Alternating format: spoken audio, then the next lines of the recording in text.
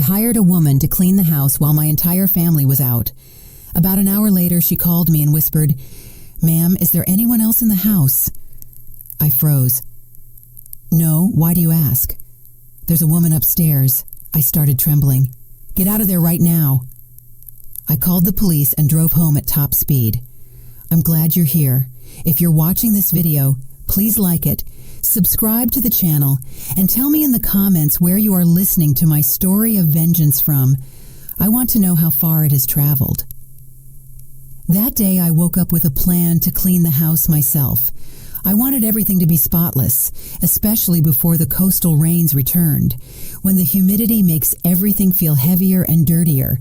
I rolled up my sleeves, grabbed a rag, and stood in front of the living room window, ready to start with enthusiasm. As I wiped the glass, the phone in my pocket vibrated. I looked at the screen.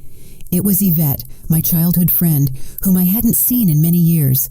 Her cheerful voice filled the phone, letting me know she would only be passing through Savannah, Georgia for one day and wanted to invite me for coffee.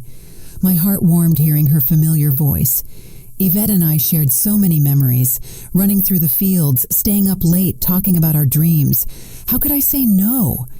But thinking about all the cleaning I had to do, I hesitated for a moment. I couldn't leave the house like that. Then I remembered Brianna Parrish, the 20-something woman who lived in the alley near my place. She was slight, kind-natured, and needed some extra work to pay for her college classes. I called her, and she immediately accepted, grateful for the opportunity.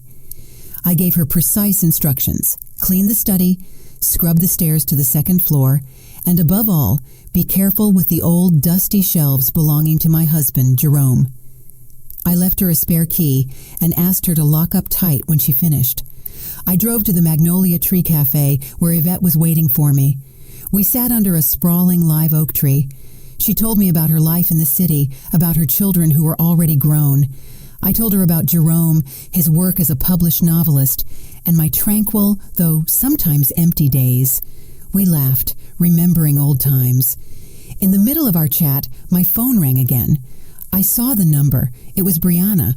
I smiled, thinking she was calling to say she was finished, but when I answered, I didn't hear her usual shy voice. Instead, I heard agitated breathing, as if she was trying to contain a panic. "Miss Simone," she whispered, in a shaky voice I could barely hear. "Is there anyone else in the house?" My heart stopped. "No," I replied, trying to sound calm. "I'm having coffee.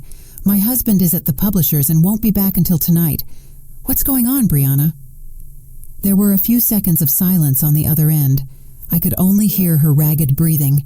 Suddenly, her voice broke. "There's a woman on the second floor. I was cleaning the stairs and I saw her.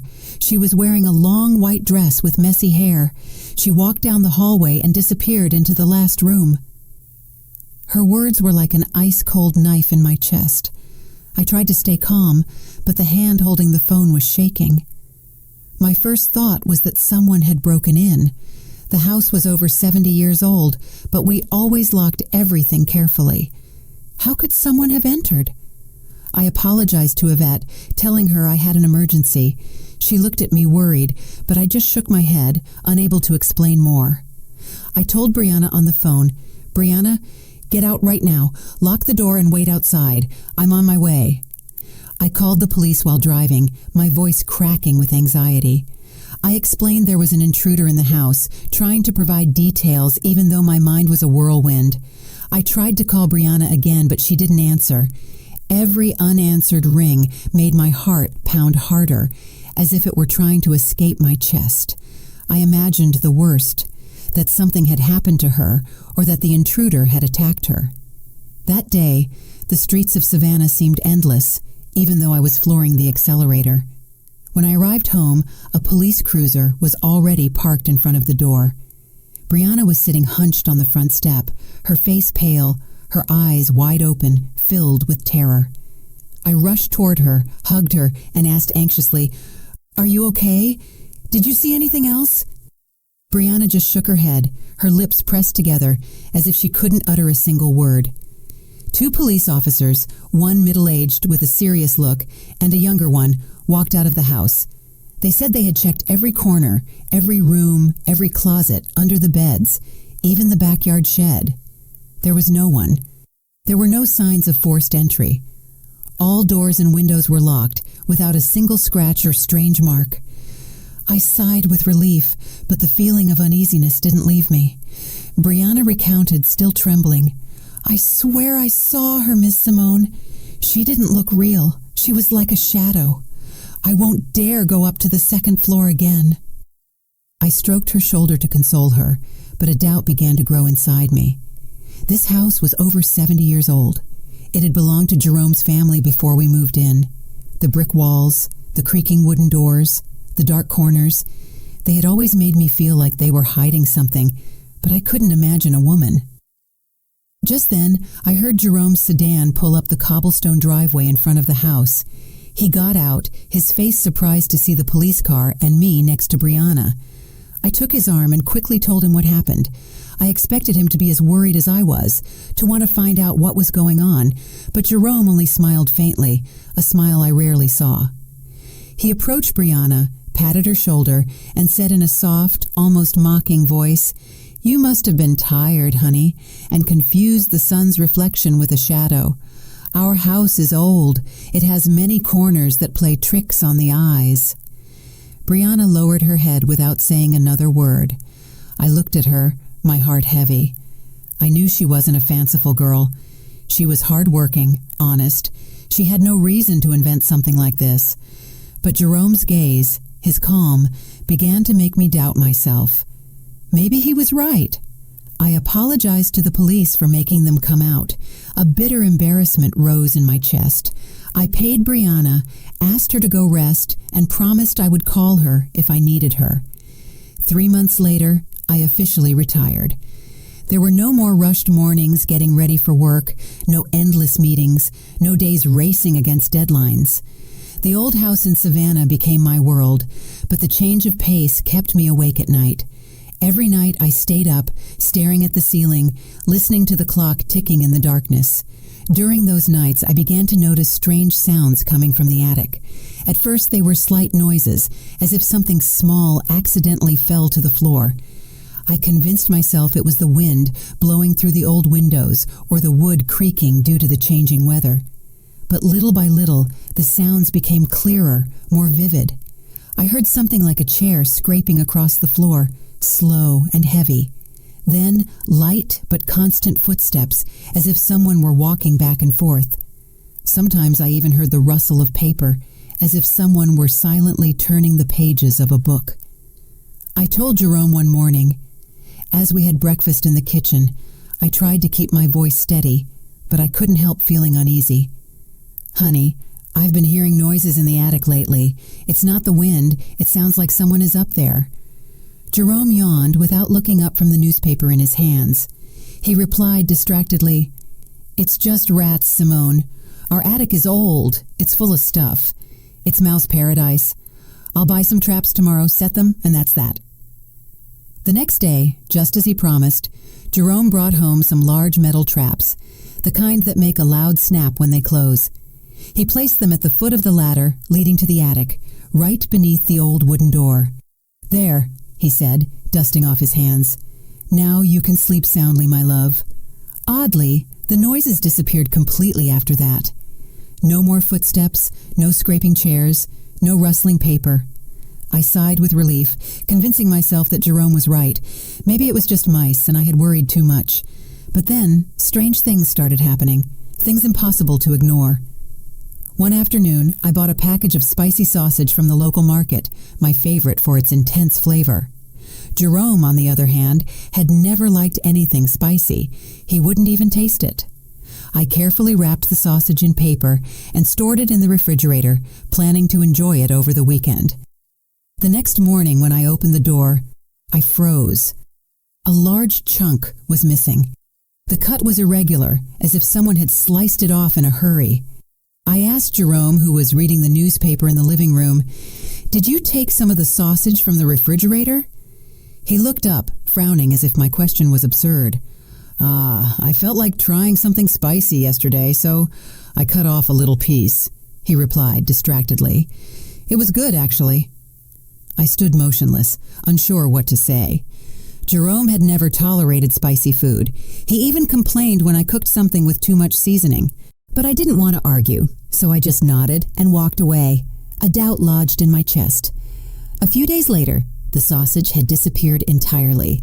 I rummaged through the refrigerator, checked the trash, but found no trace. This time, I didn't ask Jerome anything. An uncomfortable feeling, like a block of ice, began to settle within me. Then, one Saturday afternoon, Jerome and I drove to Charleston, South Carolina to visit some old friends. We left early in the morning and returned late at night. When we entered, the house was as silent as always. I went upstairs to the second-floor bathroom to wash my face and shake off the day's fatigue. But as I stepped inside, I felt something cold and damp. The floor was soaked. Water seeped between my sandals, icy cold. The floor was completely wet, as if someone had just taken a shower. I looked around and saw drops still sliding down the shower walls, shining under the light. My heart hammered loudly. No one had been home all day. How was this possible? I called for Jerome, my voice trembling. "Come here, please. The bathroom is soaked, like someone took a bath." He entered, looked for a moment, and shrugged. "It must have been the afternoon rain that came in through the ceiling vent, my love." I looked out the window. The street in front of the house was dry under the streetlights. "It hasn't rained, Jerome," I said, trying to sound calm. He frowned, slightly annoyed. "Then it must be a leak in the old pipes. You always worry about nothing. I'll call a plumber tomorrow." But he never called a plumber. In the following days, the bathroom floor was dry, as if nothing had happened. I checked the ventilation grate and the pipes, but everything seemed normal. Jerome's explanation, though reasonable, failed to erase the feeling of unease that was growing inside me.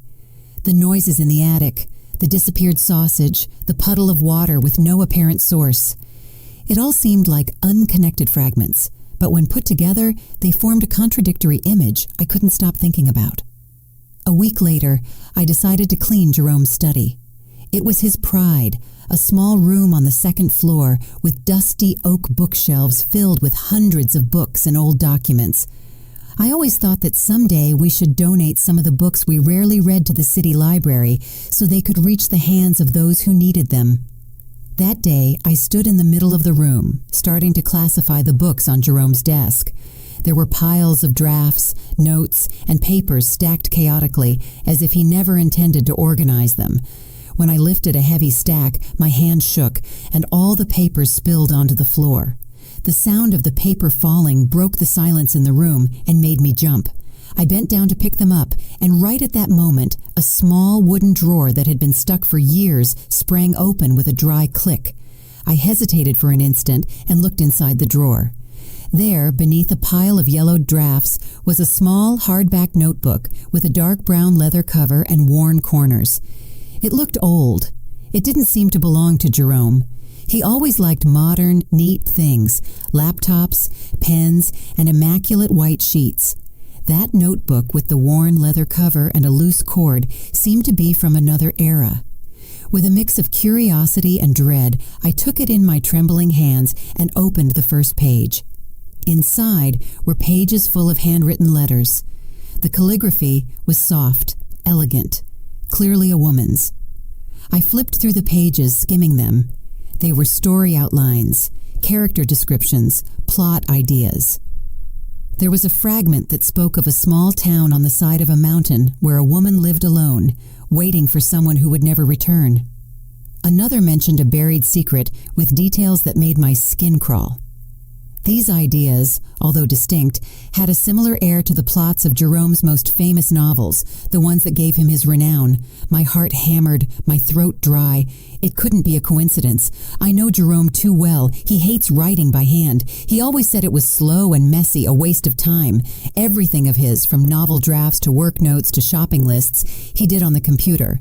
I remember once when I asked him to jot down a restaurant address, and instead of taking the pen next to him, he turned on the computer to write it. So whose notebook was this? A secret collaborator's? An admirer's gift? I sat in the chair with the notebook weighing heavily in my hands. Part of me wanted to show it to Jerome as soon as he returned. I wanted to hear his explanation, but I hesitated. I know him too well. Jerome always knows how to make everything sound logical. He would smile. He would say it was a gift from a reader or an old idea from when he tried to write by hand. And I, as many times before, would nod and let everything sink into silence. But not this time. I didn't want to let it go. Carefully, I put the notebook back in the drawer and pushed it all the way to the back, as if afraid it would disappear if I didn't keep it hidden. That night, I was sleepless again. Lying in bed, I watched the ceiling and listened to the clock ticking in the dark. Around 2 o'clock in the morning, a slight creaking sound came from the hallway. It was a small noise, but in the silence of the night, it was clearly audible, like an unsettling whisper. I sat up abruptly, my heart racing, out of control. I don't know why, but I immediately thought of the small door leading to the attic, the one Jerome and I almost never opened. I got up carefully without turning on the light, afraid that the brightness would shatter the truth I was about to discover. The faint moonlight entered through the window, just enough for me to see a crack. The attic door was ajar. A cold, damp draft descended, bringing with it the smell of old paper and stale air. I stood motionless, my feet glued to the floor. Fear, mixed with curiosity, paralyzed me. I went back to the room and gently shook my husband's shoulder. "Jerome, wake up! The attic door is open!"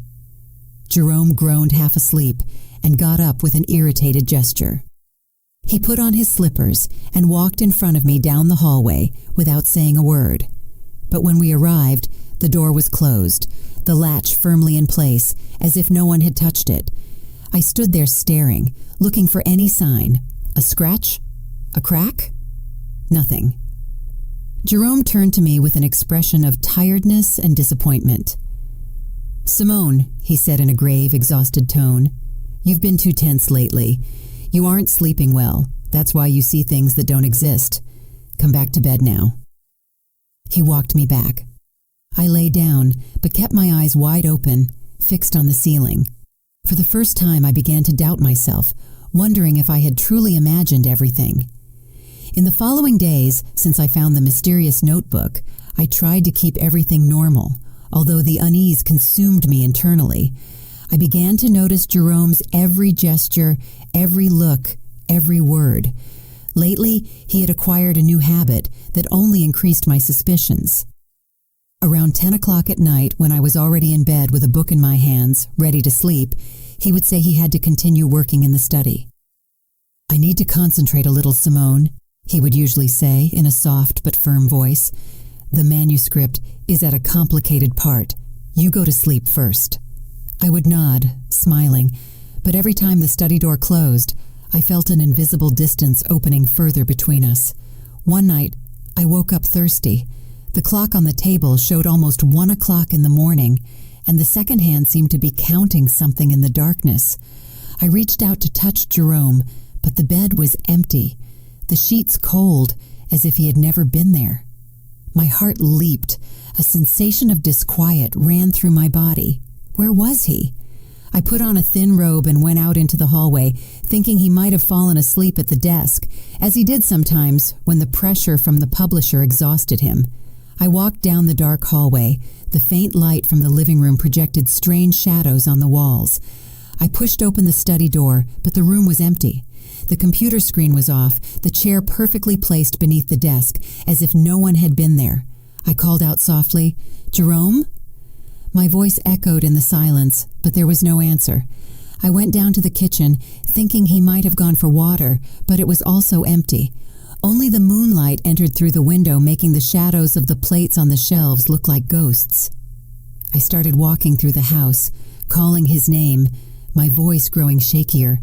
My heart pounded hard, as if sensing that I was about to confront something. As I passed the staircase leading to the second floor, I heard a very soft step, almost imperceptible if I hadn't been paying attention. I looked up, and under the dim hallway light, I saw a silhouette slowly descending. It was Jerome. He was barefoot, walking carefully, as if he didn't want to make the slightest noise. In his hand, he carried a porcelain plate, the kind we used for weekend dinners. When he saw me there, his eyes widened. An expression of surprise crossed his face. The plate slipped from his hands, fell onto the stone floor with a sharp clank, and shattered into pieces. That sound tore through the silence of the night, startled me, and I took a step back. I looked at the fragments, confused. The plate was empty, clean, with no traces of food or grease, as if it had been carefully washed. That only increased my bewilderment. I looked up at Jerome and asked in a trembling voice, "What were you doing up there at this hour? I thought you were in the study."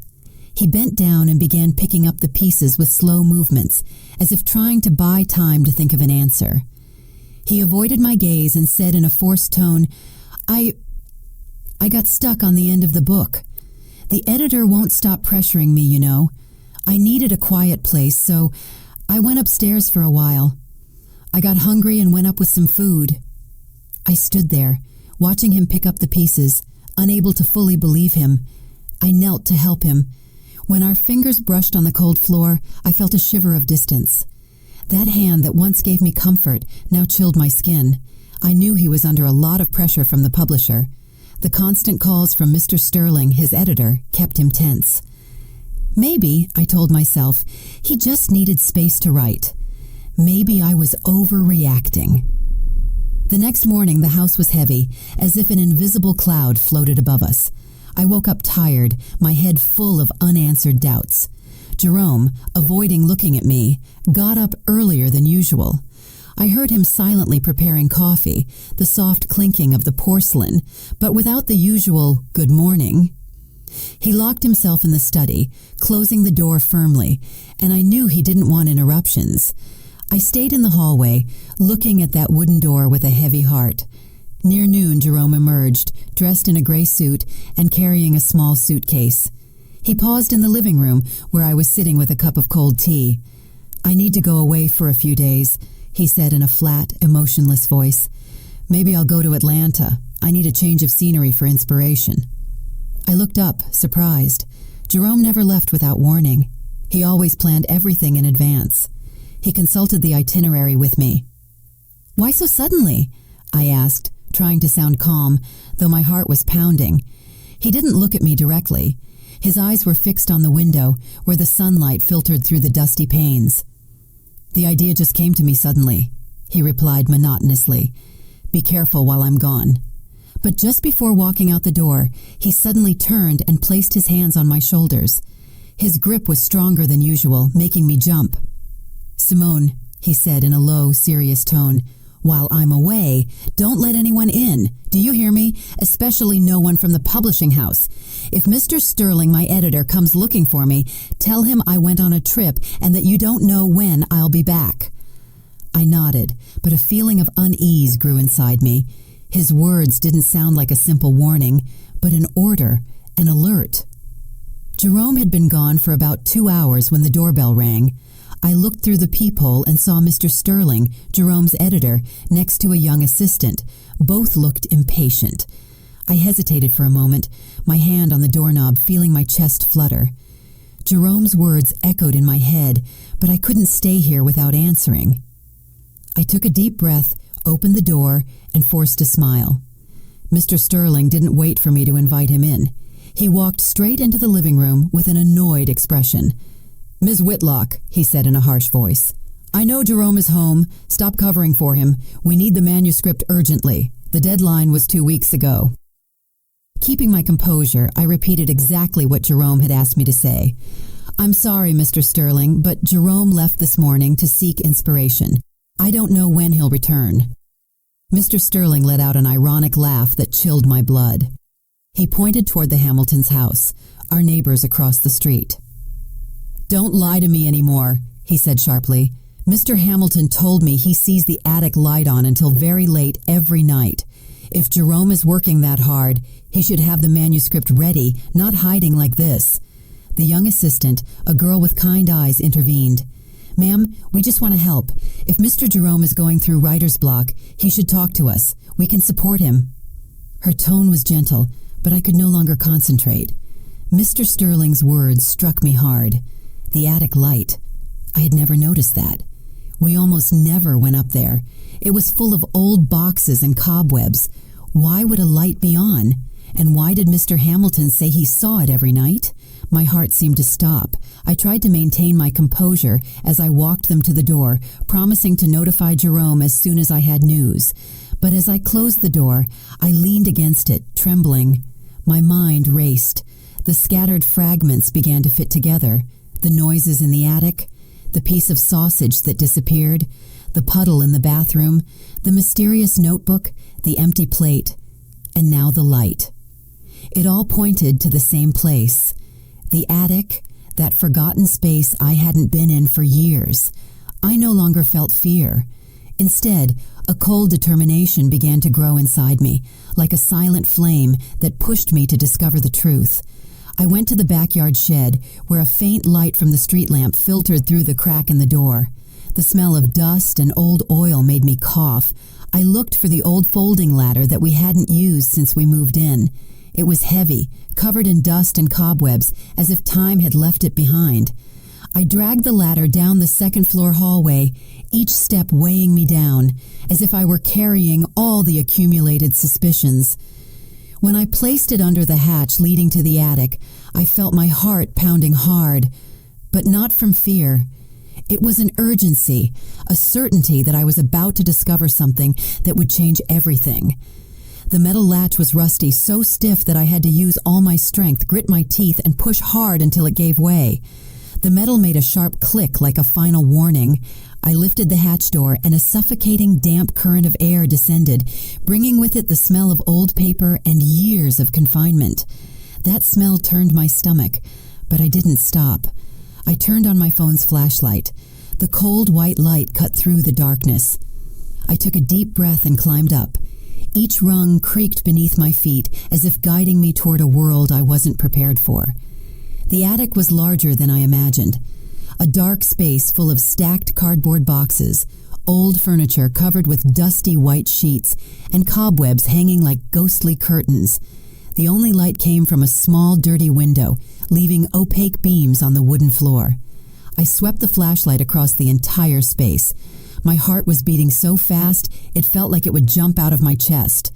In the farthest corner of the attic, there was a small, organized space, like an oasis in the middle of the chaos. A wooden table, a chair with a broken leg, and an oil lamp dimly lit, casting a yellowish, almost dying light. And then I saw her, a woman sitting with her back to me. She was thin, with long, white, tangled hair falling over her shoulders like a forgotten cascade. She wore a yellowed white dress with torn edges. The sound of the pencil scratching the paper was the only thing breaking the silence, like a faint heartbeat of life. I stood paralyzed, my throat closed, unable to utter a word. I stammered, Who is there?" My voice sounded weak, swallowed by the darkness. The pencil stopped. The woman turned her head abruptly. Under the faint lamplight, her gaunt, pale face appeared. Her eyes were sunken, tired, but with something familiar that made me tremble. My world collapsed.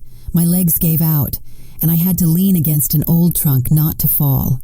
It was Alana, my sister, the face I hadn't seen in 30 years, only in dreams and blurry photos. Alana, whom the entire family believed lost forever, was there in the attic of my house, in a state that broke my soul. Around her was a small world of secret existence, a huge stack of handwritten manuscripts, several empty cans, rolling water bottles, a dirty blanket on a thin mattress, and an old bucket for her necessities. Everything was living proof of a life in captivity. Alana looked at me, her dry lips trembling. She tried to speak, her voice hoarse, as if she had forgotten how. "Sister Simone." She couldn't say more.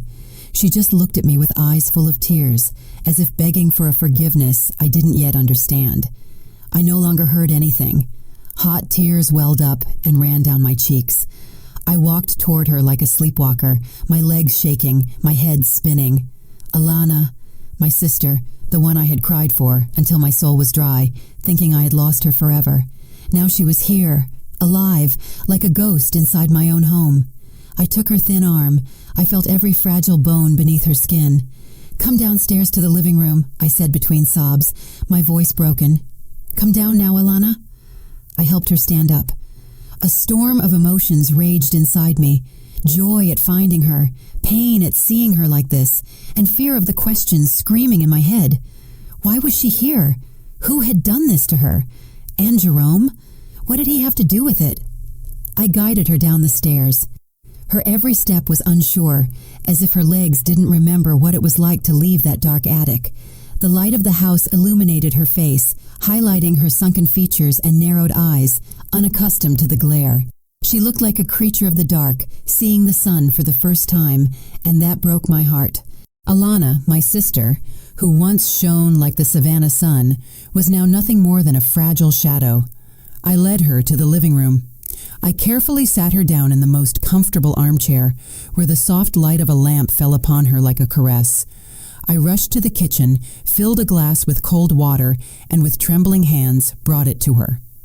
Alana tried to hold it, but her hands shook so much that the water spilled. I knelt down, held the glass, and helped her drink, sip by sip.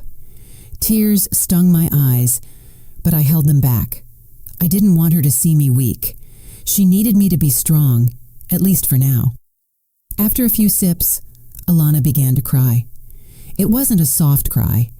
It was a silent scream, as if all the years of repressed pain were erupting at once. She collapsed onto my shoulder. Her thin body shook, and I could only hold her tight, feeling every vertebra through her clothes. I didn't ask her anything.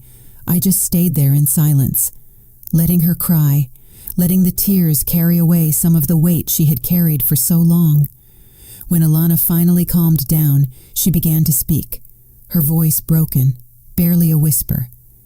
"Sister Simone," she murmured, looking at the floor, unable to meet my eyes. "I never thought I would see you again, especially not like this." I took her hand, squeezing it gently, trying to convey some warmth. "Tell me, Alana," I said, my voice firm yet tender.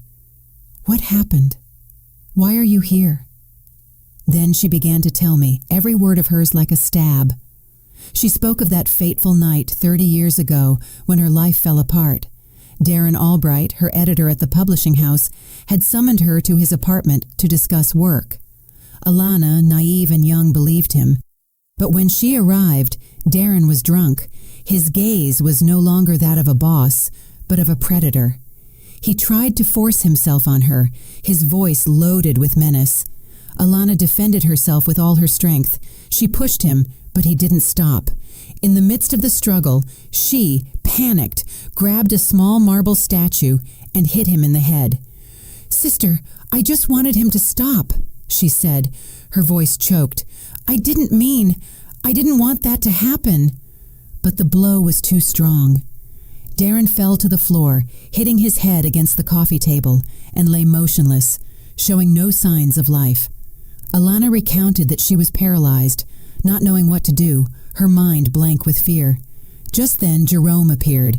He said he was just passing by to invite her to dinner at our house, but upon entering, he witnessed the entire terrifying scene.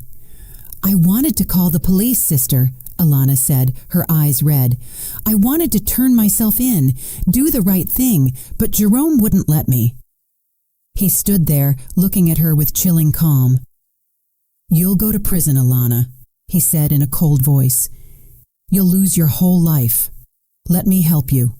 For Simone, I'll protect you." I listened, my body cold. Jerome, the husband I loved, whom I trusted, had manipulated my sister, using my own love for him. He convinced Alana that hiding the truth was the only way to protect me, to prevent our family from bearing the shame. That night, taking advantage of the darkness and isolation of the low-country woods near the Ogeechee River, Jerome carried Darren's body in his car. He quickly dug a grave on the hillside in a place no one knew and buried the secret there. Then he brought Alana to our house when I was already asleep and hid her in the attic. "It will only be temporary," he told her, "until everything calms down." But temporary turned into 30 years. Jerome turned Alana into a ghost, living in secret in her own sister's house. When the police investigated, they discovered that Darren had withdrawn a large sum of money before he disappeared. Jerome skillfully spread the rumor that Alana and Darren were having an affair and had run away together. That story, coupled with both of their disappearances, made everyone, even me, believe it was true. The investigation stalled, and Alana, in the eyes of the world, became a fugitive who abandoned her family. I stood there, tears streaming down my cheeks, but not from sadness. It was rage. It was the pain of betrayal. I remembered the days after Alana's disappearance, when I cried until I had no strength left, when our mother aged overnight from grief. I remembered Jerome's sudden literary career, his successful novels, the wealth and fame we achieved, all of it built upon my sister's pain and sacrifice. "I didn't know, Alana," I whispered, my voice broken. "I didn't know anything. I trusted him." "The first few years in the attic were hell, sister," Alana continued in a hoarse voice, her gaze lost as if reliving those dark days. "I lived with fear, guilt, and an unbearable loneliness. Every night, I dreamed the police were coming for me, or worse, that I was trapped forever in the darkness." She paused, breathing shakily.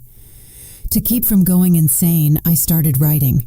I wrote about the stories I dreamed, about worlds where I could be free, where I wasn't a shadow. I listened, feeling every word like a stab.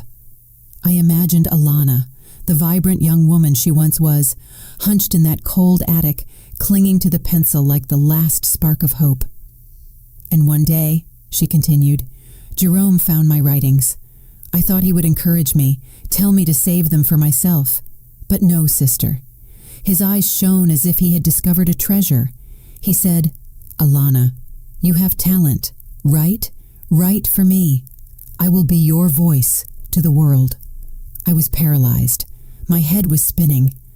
I remembered that time when Jerome suddenly announced he was quitting his accounting job at the newspaper to pursue his passion for writing. Friends and family were surprised because he had never shown interest in literature before. I felt proud of him, thinking he had found a creative spark I never imagined. But now, the truth was like a slap in the face. Jerome wasn't a writer. He was a thief who had stolen Alana's talent, turning her into a ghostwriter, a ghost in the most literal sense, locked inside my own house. Alana continued, her voice trembling, but filled with bitterness. "Many times I wanted to stop, turn myself in to the police. I couldn't bear the guilt, the feeling of living a life that wasn't mine. But every time I said it, Jerome threatened me. He said that if I turned myself in, you would be the one to suffer the most. He said you couldn't withstand the blow of knowing your sister had committed a crime and that your husband was her accomplice. He said you would lose everything, your family, your reputation, everything you love." I bit my lip. Tears rolled down my cheeks. Alana's words tore at my heart. Jerome had used my love and Alana's love for me to manipulate her, to keep her in the dark. I covered my face, trying to contain the sobs. "Forgive me, Alana," I whispered, my voice broken. "I didn't know. I never imagined that—" But Alana shook her head. She took my hands, and her thin fingers squeezed them hard, as if trying to pull me out of the pain. "Don't apologize, sister," she said. "I let him manipulate me too. I was afraid. I believed that doing what he said was the only way to protect you." She recounted that living like that in secret had become increasingly difficult, especially since I retired and spent more time at home. Before, because I left early and came back late and went to sleep right after dinner to have energy the next day, I never noticed. "That's why I had to shower quickly when you two were out," she said, looking down. "That's why I had to steal food from the refrigerator at night. I tried not to leave traces, but sometimes I was clumsy, like the puddle of water in the bathroom or the piece of sausage you bought." Suddenly, I remembered all those strange details, signals that I had chosen to ignore. Now everything made sense, but it was a sense too painful to accept. I thought about Jerome's novels that I had read and admired. I had always wondered why the settings seemed so old, so nostalgic, as if time had stopped decades ago. The characters didn't use cell phones. The internet didn't exist. They wrote letters. They waited in vain like lost souls. Now I understood. It wasn't a literary style. It was because Alana's world had truly stopped 30 years ago. She was trapped in the past. She could only write about what she knew. Those stories of two people who never managed to find each other were a reflection of her own tragedy, a life separated from the outside world. Alana took my hands, her eyes filled with tears. "Sister Simone," she said with a trembling but firm voice, "I can't live like this anymore. I have paid for my mistake for 30 years in this prison. Now, I want to face real justice. I want to turn myself in." Her words were like a final stab, cutting the last threads of hope I had left. I had lost her once when I thought she had run far away. I didn't want to lose her again, but looking into her eyes, I knew it was what she needed. Liberation, the truth, no matter how painful. Tears rolled down my cheeks, but I nodded, squeezing her hand tightly. "Okay, Alana," I said, my voice catching. "I'll take you to the police station. We will face everything together." I hugged her, feeling her fragile body in my arms. My heart was full of pain, but there was also a small spark, the hope that though late, I could still help her regain her freedom. The next morning, I dressed Alana in one of my clean outfits. The dress was too big for her thin body, but at least it made her look more presentable. We hadn't slept all night. I sat next to her in the living room, telling her how the world had changed, the tall buildings, the smartphones everyone was glued to, and the loved ones who were no longer with us. Alana only listened in silence, her gaze lost, as if trying to imagine a world that had been stolen from her. I drove to the Central Police Department with Alana seated beside me. She was hunched in the passenger seat, her hands clasped together, her eyes fixed on the window, like a stranger seeing an unknown planet for the first time. "Everything has changed too much," she whispered, amazed at seeing the electric cars pass or children taking photos with their phones. I took her hand and squeezed it gently, trying to give her some courage. "I'm here, Alana," I said with a trembling voice. "We're going to get through this together." At the police department, I asked to speak directly with the head of detectives. At first, they refused, saying we needed an appointment. But when I mentioned the disappearance of Alana Whitlock, which occurred 30 years ago, their attitude changed completely. An officer led us to an interrogation room, a small room with gray walls and an icy metal table. With my help, Alana began to tell her story.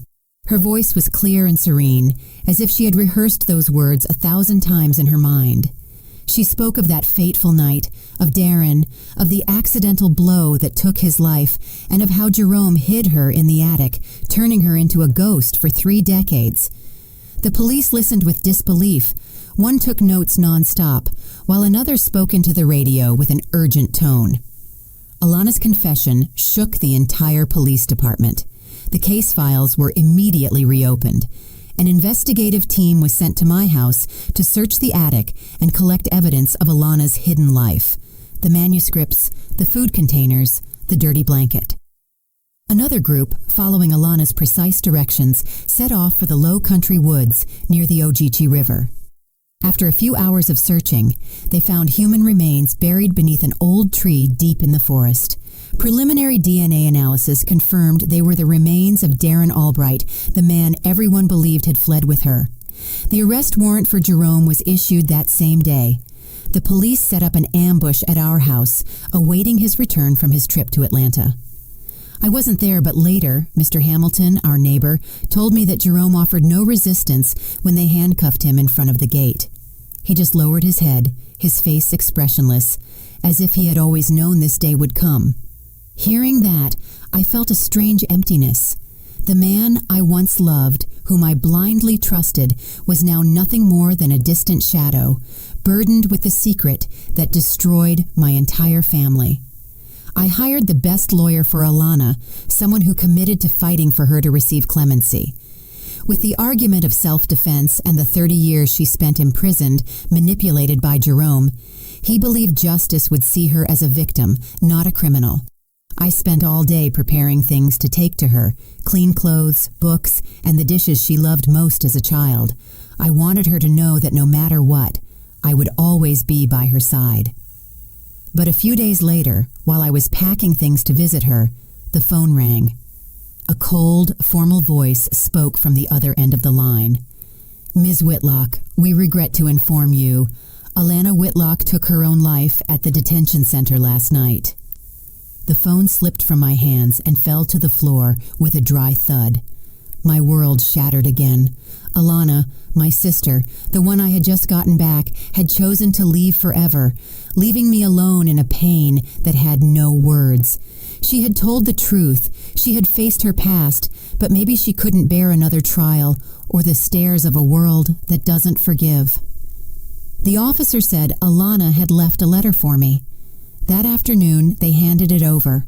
I held it with trembling hands, looking at her soft, familiar handwriting, the same I had seen in the attic notebook. But now it was clumsy, unstable, as if she had used her last ounce of strength to write it. I opened the letter, and tears flowed before I read the first line. "Dear Sister Simone," she wrote, "when you read this, I will truly be free. For 30 years, I wrote to survive, to keep from disappearing, but I could never write under my own name. I lived as a ghost, and now it is time for that ghost to dissolve. I don't regret speaking the truth. It was the only right thing I did. Don't be sad. Think of it as I have finished the story of my life. The final manuscript is still in the attic, inside a wooden box under the table. It is the only work I wrote about myself.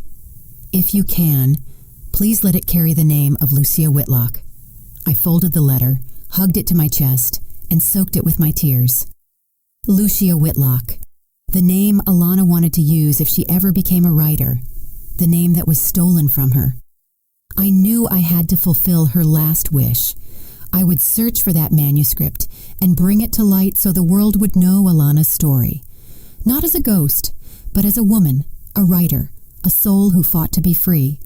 The trial against Jerome was held a few months later, turning into a scandal that shook the entire country.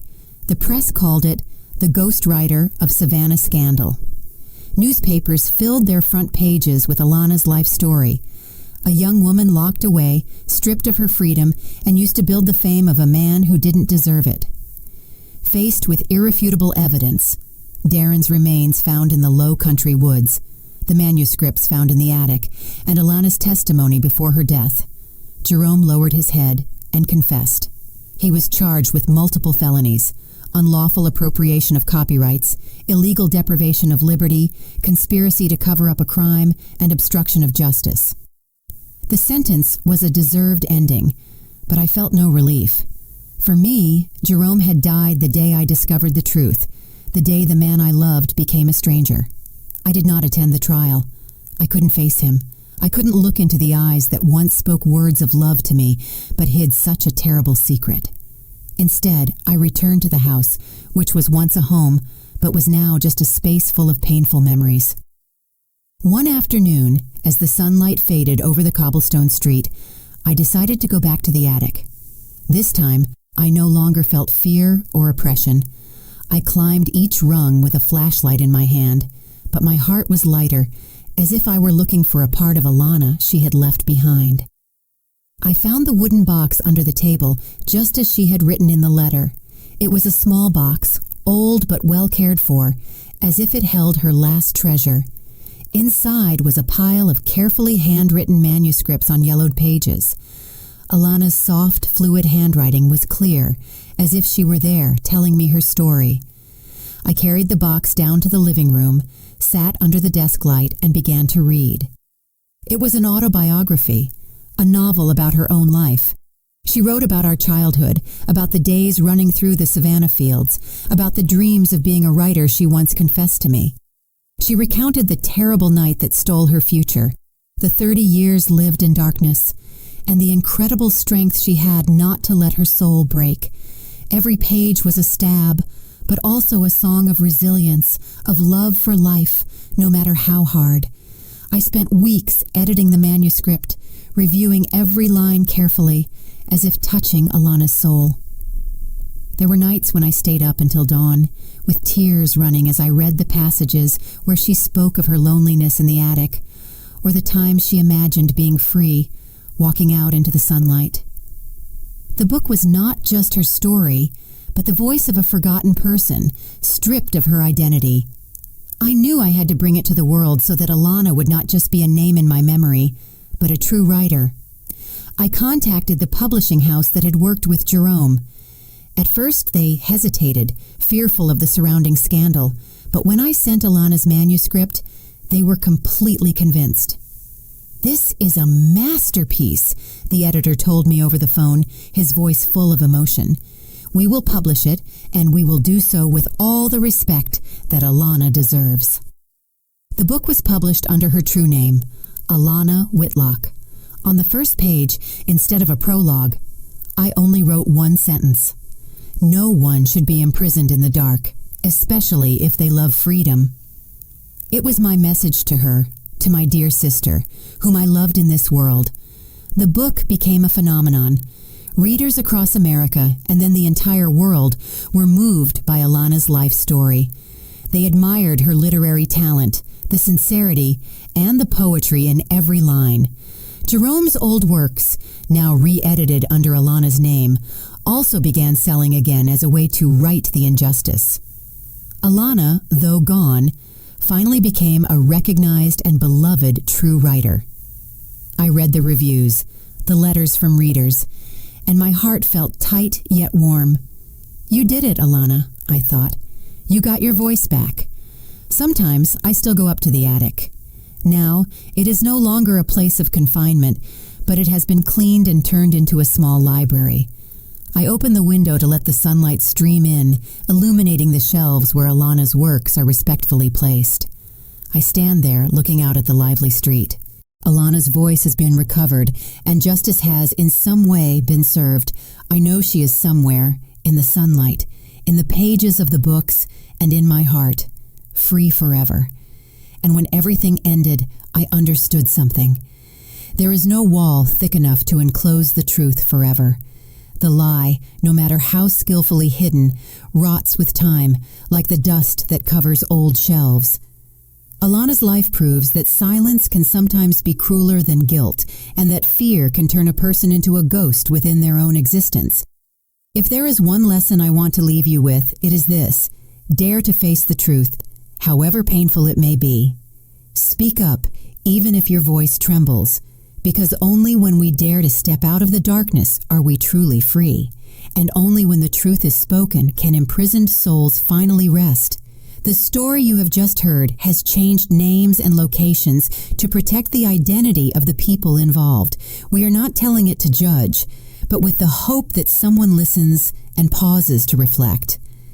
How many mothers are suffering in silence inside their own homes? I truly wonder, if you were in my shoes, what would you do? Would you choose silence to maintain the peace, or would you face everything to reclaim your voice? I want to know your opinion, because every story can become a candle that lights the way for others. God always blesses, and I am sure that courage will lead us to better days.